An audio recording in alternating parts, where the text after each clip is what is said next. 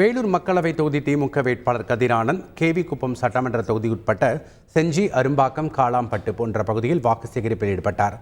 வாக்கு சேகரிப்பின் போது கேவிக்குப்பம் எம்எல்ஏ பூவை ஜெகன்மூர்த்தி தொகுதிக்கு வருவதில்லை என குற்றம் சுமத்தினார். மேலும் மு.க. ஸ்டாலினே நிற்பதாக வாக்களித்து தன்னை வெற்றி பெறச் செய்ய வேண்டும் என கதிர் ஆனந்த் கேட்டுக்கொண்டார்.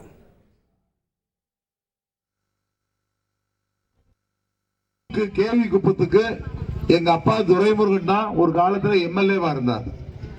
எல்லாமே கேட்டதெல்லாம் பண்ணி கொடுத்துட்டு இருப்போம். ஆனா இன்னைக்கு என்ன நடக்குது? இந்த தொகுதி பிரிஞ்சு போய் கேவிக்குப்பம் தொகுதியா மாறிடுச்சு. அப்பா வந்து காட்பாடி தொகுதிக்கு போயிட்டாங்க. போன உடனே இங்க எம்எல்ஏ கிடையாது. எம்எல்ஏ இல்லாத குறைய நாங்க தான் தீர்த்து வச்சுக்கிட்டு இருக்கோம், நாங்க தான் செஞ்சுட்டு இருக்கோம். எம்எல்ஏ எட்டி பார்க்கறதே கிடையாது. செய்திகளை உடனுக்குடன் தெரிந்து கொள்ள உடனே சப்ஸ்கிரைப் பண்ணுங்க.